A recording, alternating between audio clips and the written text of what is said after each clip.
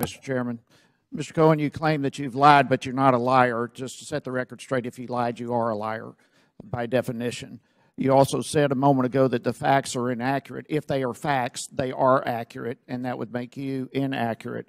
But I'd like to take a moment to, I'd like to know who you consulted with to prepare for today's hearing, Lanny Davis, and who else? I consulted with my counsel, Lanny Davis, as well as Michael Monaco. All right.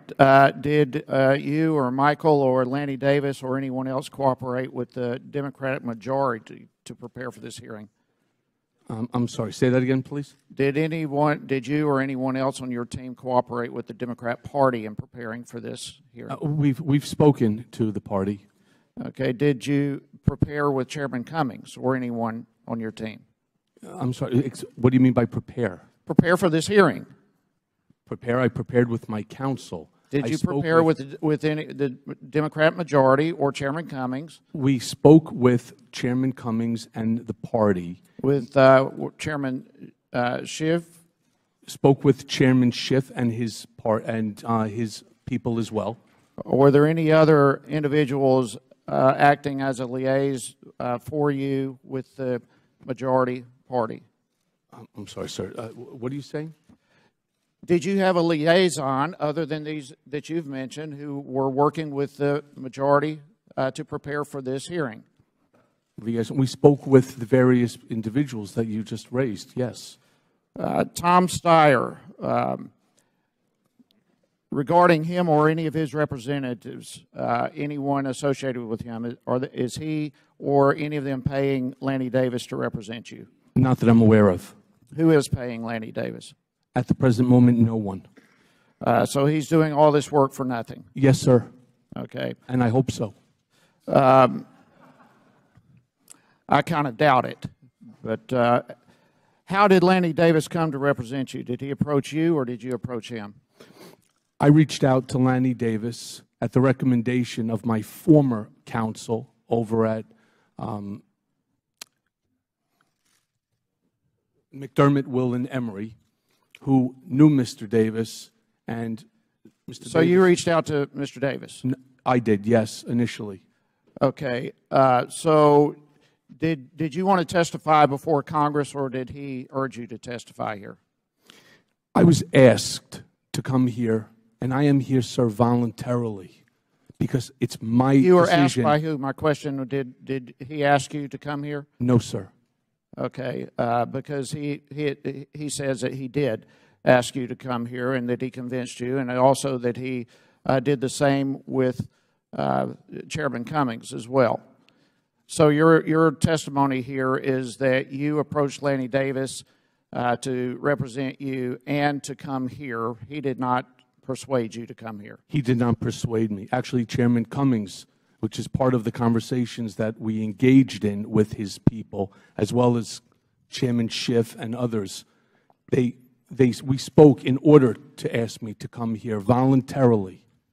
I find the connecting of the dots here with Mr. Davis and you, and frankly the chairman and perhaps others, to be rather stunning that there is an agenda for all this happening here today. And I believe, frankly, that that's to bring the president down, to impugn the president.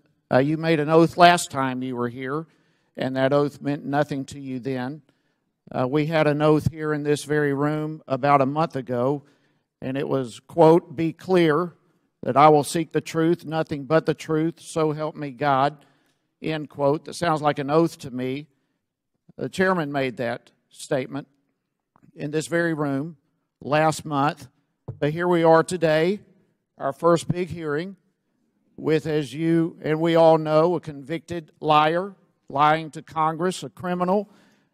And I believe this witness is totally incompatible with the stated goal of having to seek the truth in this hearing. This is the first time in the history of Congress we have someone testifying here who has already been convicted of lying to Congress. So congratulations for being the first in Congress to do that, and Mr. Cummings as well. I can't believe we have brought this committee to its knees in terms of losing its credibility. And it's a shameful mockery of what our purpose is. I yield back. Gentleman's time has expired. Mr. Lynch. Thank you, Mr. Chairman. Let me just pick up on those last comments. I want to talk about a low point.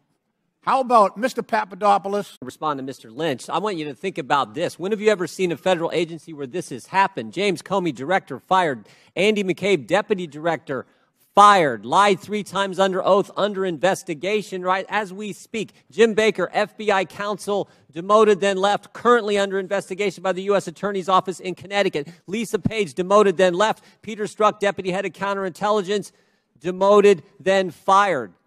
That's what happened. That's what we're concerned about. And today we actually asked for Rod Rosenstein. Oh, by the way, we now know 3 people have told us Rod Rosenstein actually was contemplating using the 25th Amendment to remove the guy from presidency who the American people put there. And we asked for him to be a witness today, and the chairman said no. And instead we get 30 minutes from a guy who's going to prison in 2 months for lying to Congress. Mr. Cohen, I got 2 quick questions before I yield back to my colleague.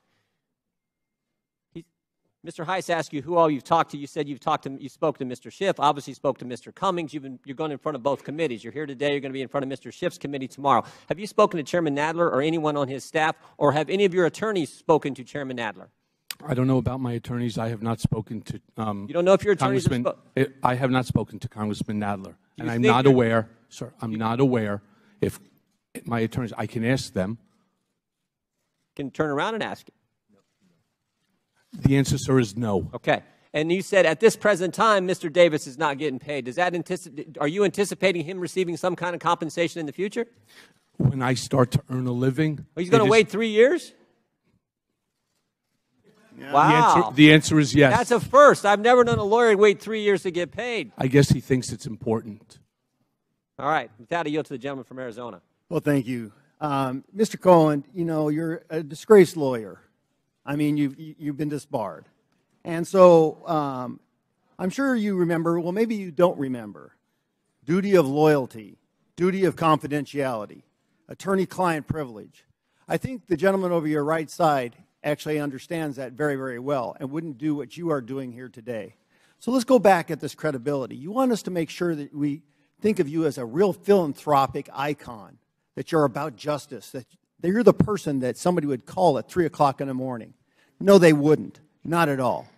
When you saw Mr. Comer dissect you, right in front of this committee, you conflicted your testimony, sir. You're a pathological liar. You don't know truth from falsehood. Sir, I'm sorry. Are you referring to me or the president? Hey, this is my time. Are you referring to me, sir, or the president? When I ask you a question, yes, I'll ask for an answer. Sure. Now, are you familiar with Rule 35 of the Federal Rules and Criminal Procedures? I am now. Oh. So the committee understands that you've been in contact with the Southern District of New York. Is that true? I am in constant contact with the Southern District of New York regarding ongoing investigations. And part of that application is to reduce sentencing time, is it not? Yes. There is a possibility. Yes. The answer is yes. No, it's not, sir. Yes, it is. Okay. It's not. And so testimony here could actually help you out in getting your sentence lessened. Isn't that true? I'm not really sure how my appearance here today is providing substantial information that the Southern District can use for the creation of a case. Now, if there is something that this group can do for me, I would gladly welcome it. Well, I got to tell you, you know, America's watching you. I've been getting texts right and left saying, how can anybody listen to this pathological person? He's got a problem. He doesn't know fact from fiction. And that's what's sad here, is that you didn't do this for Donald Trump, to protect Donald Trump. You did it for you. This is all about you. This is all about this Twitter feed and you know, let me read one of those. Another one. Women who love and support Michael Cohen, strong, pit bull, sex symbol, no nonsense, business oriented, and ready to make a difference. 1,000 followers.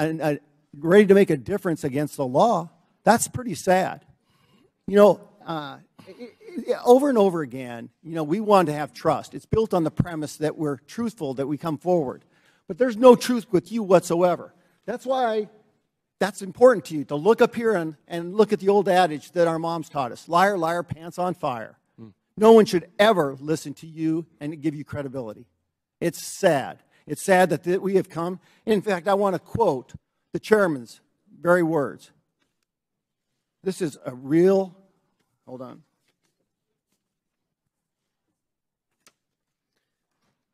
Gentleman's time is expired. Sad state. Gentleman's time is expired.